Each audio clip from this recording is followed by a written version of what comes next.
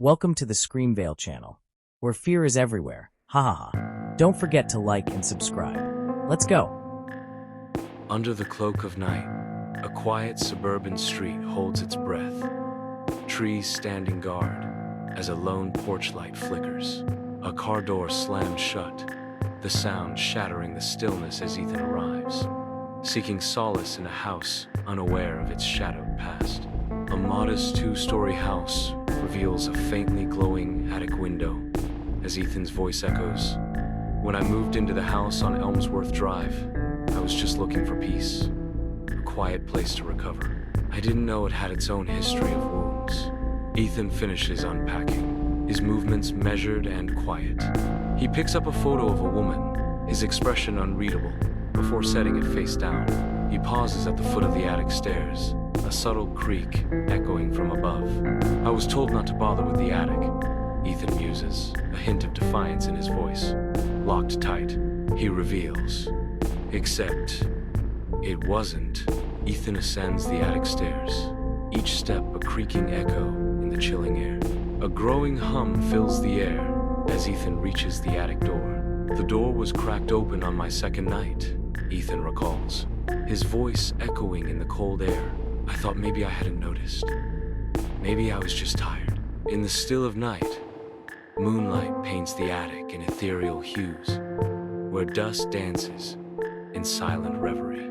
Ethan lifts the old journal from the table, his touch tender as he explores the blank spaces of the past. He flips through the yellowed pages until the final one reveals a chilling warning. He watches from the corner. Don't look directly at him. Ethan lies awake, eyes wide open, haunted by shadows and the relentless tick of the clock. The noises started the same night, always around 3:15, always above me. Ethan stands silently in the kitchen, half-eaten sandwich in hand, watching Margaret tend her roses. Margaret's voice drifts in from the garden, chilling the air. There used to be someone up there, young man, like you, quiet. They found him in the attic, just gone, like his mind folded in on itself. Ethan's flashlight beam cuts through the oppressive darkness of the attic, sweat glistening on his brow. A sound, not his own, echoes through the cramped space. Ethan freezes. In the periphery, a shifting shadow betrays a presence that shouldn't be. I started dreaming of him, the man in the corner, except I wasn't asleep. The chilling tap of a long fingernail on the attic window confirms his darkest fears. Ethan stares intently at his phone, his face illuminated by the cold light of the screen. It was always the same time, always from the same place. But I had locked that door. Ethan's eyes snap open in the darkness. A sudden awakening. A floorboard groans ominously just outside his door. The doorknob slowly turns, hinting at an unseen presence. I should have left the moment I read that journal. I should have believed the door was closed for a reason. In the dead of night, Ethan ascends into the attic, his eyes betraying a sleepless vigil, his voice trembling. Ethan challenges the unseen. I saw you. I know you're here. Show yourself.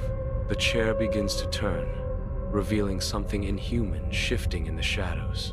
Dawn breaks on a street lined with police cars, their lights a stark, flashing contrast to the awakening sky. Margaret stands on her porch, a porcelain teacup trembling in her grasp, her eyes fixed on the unfolding chaos. The officer's words echo.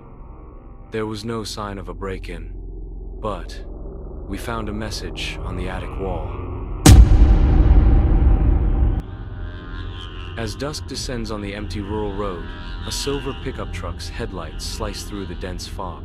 Raindrops tap on the roof, a somber rhythm accompanying the heavy silence. I begin. April 6th, a Wednesday. I wouldn't forget. Not because something tragic happened, at least. Not at first. The truck pulls into the muddy driveway, announcing Jameis' weary return. James steps out, soaked and visibly tired, his uniform plastered against him. The camera focuses on the fresh tire tracks, an unknown vehicle having already broken the solitude. Someone had already been here. The second set of tracks looked fresh, but I live miles from the nearest neighbor. In the quiet of the small, humble house, James stirs noodles as rain lashes against the windows and thunder rumbles. A faint knock sounds, barely audible over the storm. James' head snaps up, listening intently. I thought I heard a knock, but with the storm, it was hard to tell what was real. The front door swings open to reveal an empty porch. I feel the wind hit my face. The wind howls, a lonely sound that echoes in the stillness. Nobody was there. Still, that feeling it crept in like the cold. That I wasn't alone. I lie on the couch, eyes glued to the TV, fingers idly scrolling through my phone. I swear, I saw it out of the corner of my eye, a smudge of mud on the floor. But I hadn't stepped there. Not in boots.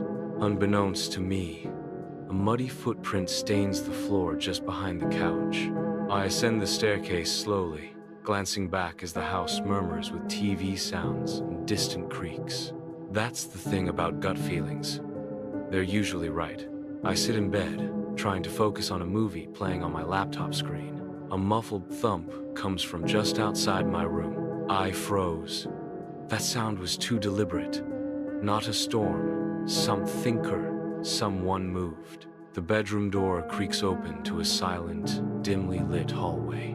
I tiptoe cautiously toward the spare room door, the silence broken only by my own breath. A sudden, deafening blare from the TV downstairs shatters the stillness. I burst into the living room, the TV's flickering light cutting through the darkness. The room is empty, the silence broken only by the TV's static hum.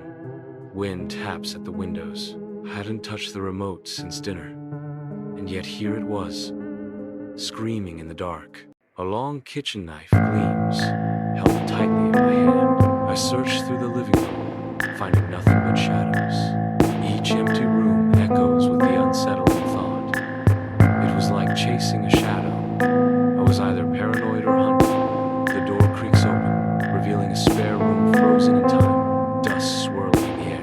On the floor beneath the window, the TV remote rests, a silent anomaly in the undisturbed setting. Echoes of distant sirens punctuate the stillness as the narrator's voice rises. The remote wasn't here earlier. It was supposed to be on the couch, where I had been sitting all night. The narrator speaks. Whoever it was, they'd been in the house the entire time, watching, waiting, the footprints, the noise. I sprint out into the rain, phone clutched tightly in hand. An officer directs a flashlight at a broken window latch. From beyond the frame, a voice declares, "This was forced open from the outside." Looks recent. A somber voice echoes in the stillness. They came once to check if I was home, and came back to stay once they knew I wasn't. The silent room is bathed in the soft morning light. Nothing was stolen. Nothing was damaged. They didn't want things. They wanted time. With me, unseen, I stand at the kitchen sink, my gaze lost in the overcast sky. The rain has stopped, but the weight of the previous night lingers. The quiet is broken only by the rhythmic drip of water. A muddy footprint stains the otherwise immaculate living room, a stark disruption of order. The camera gradually pulls back, showcasing the room's pristine state, emphasizing the footprint's jarring presence. Urgency fills the room as I throw clothes into a duffel bag, my movements betraying a deep unease. Each item tossed into the bag amplifies the growing tension.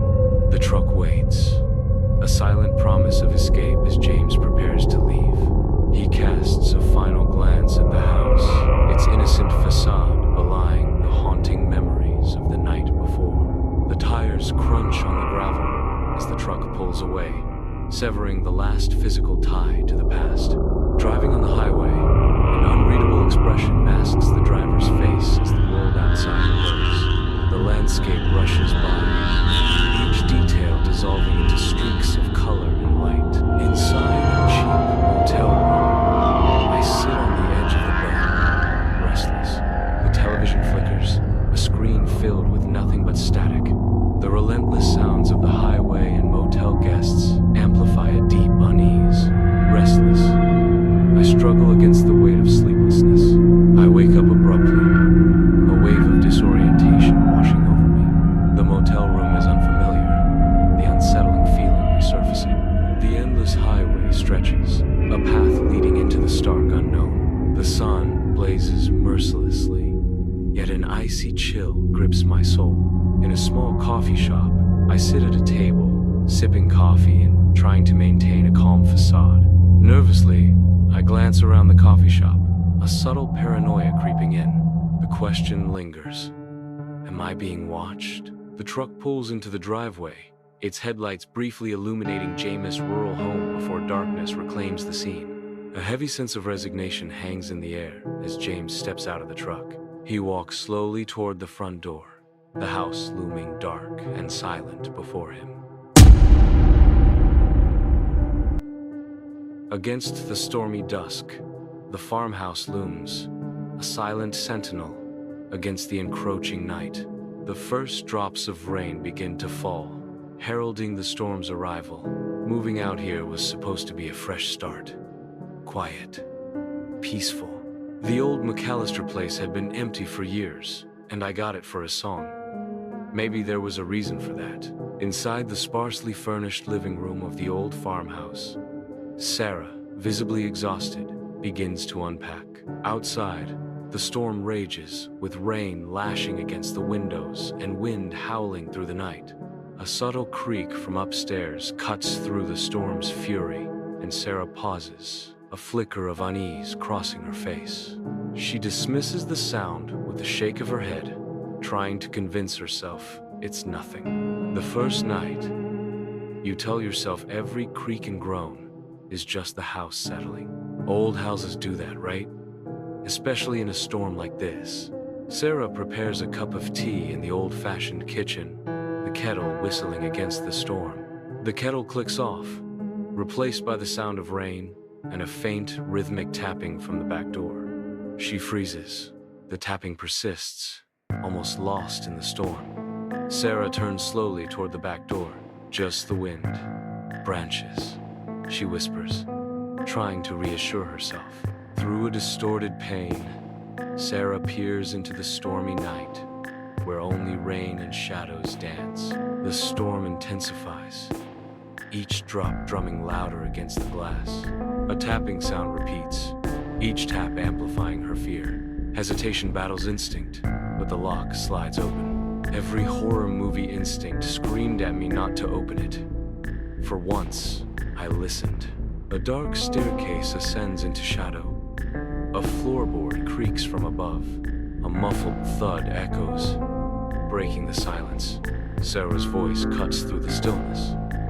Hello? Is anyone there? Her voice trembles as she calls out. This isn't funny. The silence is heavier than the storm outside.